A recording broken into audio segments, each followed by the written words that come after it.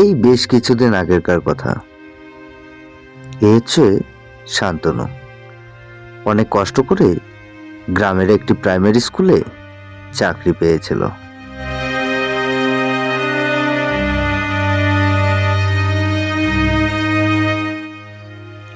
গ্রামের সব বাচ্চারাই তার কাছে পড়াশোনা করার জন্য আগ্রহী ছিলেন এবং গ্রামের সকল গার্জিয়ানরাও তাকে অনেক ভালোবাসতেন।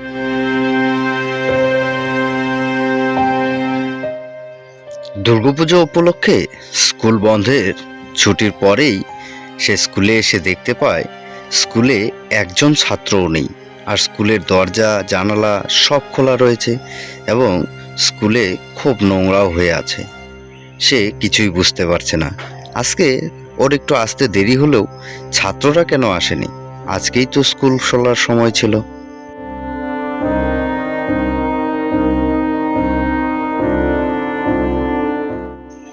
সে কিছুক্ষণ অপেক্ষা করে রওনা হলো গ্রামের বাচ্চাদের দিকে। গ্রামের বাচ্চারা কেন আসেনি?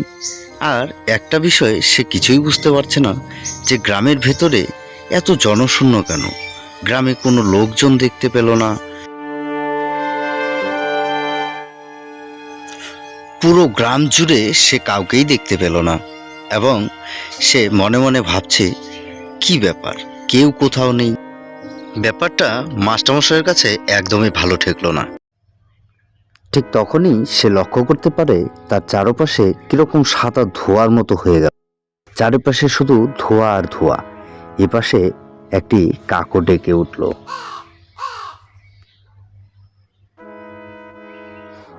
গাটাও কিরকম ছমছমিয়ে উঠল।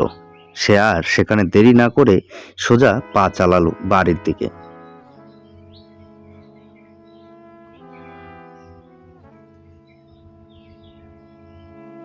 শান্তনু মাস্টার হলেও মনে মনে তিনি কিন্তু একটু ভয় পেয়ে যান। ঠিক তখনই আকাশটা কিরকম হঠাৎ করে অন্ধকার হয়ে গেল।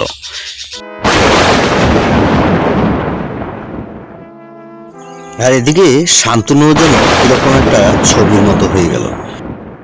এদিকেই ঝমঝমিয়ে বৃষ্টিও পড়তে শুরু করলো, আর আকাশটা এমন শুরু করেছে যে এর আগে শান্তনু এরকম কখনোই দেখেনি।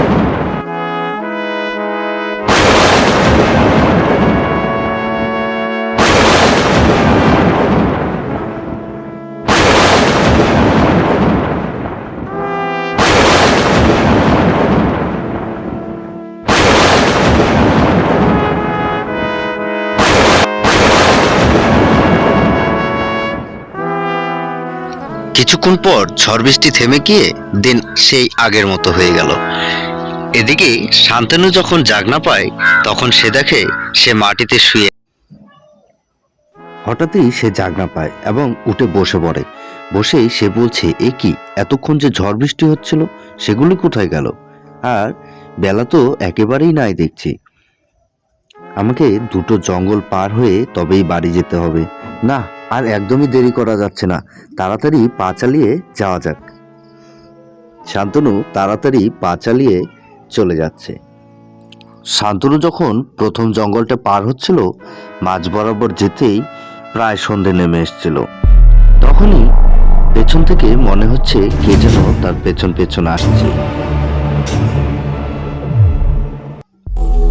শান্তনু মনের ভয়ে পা চালাচ্ছে আরো জোরে জোরে, কিন্তু তার মনে হচ্ছে তার পেছন পেছন নিশ্চয়ই কেউ আসছে।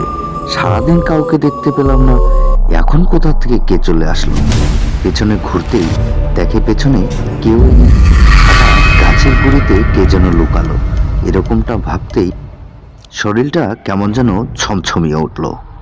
হঠাৎই শান্তনু লক্ষ্য করলো যে দুপুরবেলা এত ঝড় বৃষ্টি হয়েছিল, কিন্তু আমার শরীরে তো এক ফোঁটা জলও পড়েনি।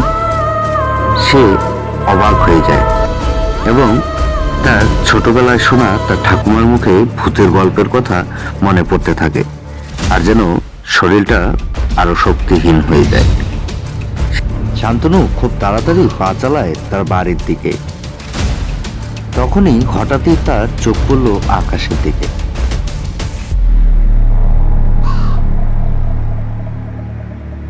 শান্তনু আকাশের চাঁদ দেখে মনে অনেকটা সাহস পেল। কিছু দূর হাঁটতেই ফট করেই তার আবার মনে পড়ল, আজকে তো অমাবস্যা, শনিবার, তাহলে আকাশে চাঁদ কিভাবে আসলো? গাটা আবার ছমছমিয়ে উঠল। ভয়ে শান্তনুর গলা পুরো শুকিয়ে গেছিল। তখনই সে দেখতে পাচ্ছিল যে একটা বাড়ি দেখা যাচ্ছে। তখন সে বাড়ির দিকে রওনা হয়ে যায়। সে বাড়িটার দিকেই এগোচ্ছিল। হঠাৎই তার মনে পড়ে,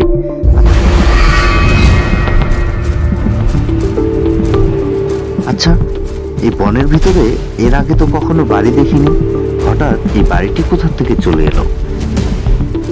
শান্তনুর বেশ সন্দেহ লাগে এবং শরীরটাও কিরকম ছমছমিয়ে উঠছে। তখন সে আবার তার বাড়ির রাস্তার দিকে হাঁটতে শুরু করে আর বলতে থাকে, হে ভগবান, এ আমার সাথে কি হচ্ছে? আমি কোথায় ফেসে গেলাম আজ?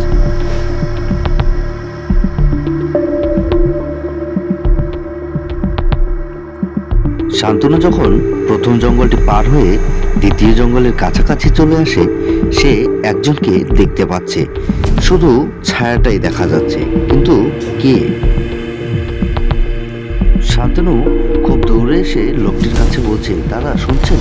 শুনছেন? এই যে দাদা, শুনতে পাচ্ছেন? আপনাকেই ডাক। এই যে দাদা, আপনি এত রাত্রে এই জঙ্গলে কি করছেন? আমি একটু কাঠ কাটতে এসেছিলাম, কিন্তু আপনি এত রাত্রে জঙ্গলে কি করছেন? আমি তো চুরি করতে এসেছি। আপনি আপনাকে তো দেখে ভদ্রলোক মনে হচ্ছে, তাহলে আপনি এখানে কি করছেন এত রাতে? তখন শান্তনু তাকে সব ঘটনা খুলে বলে।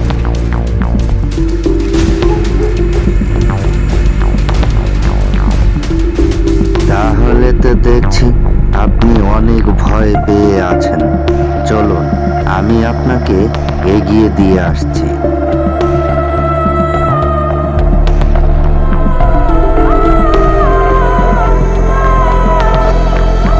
অন্ধকারে বেশ ভালো বোঝাও যাচ্ছে না।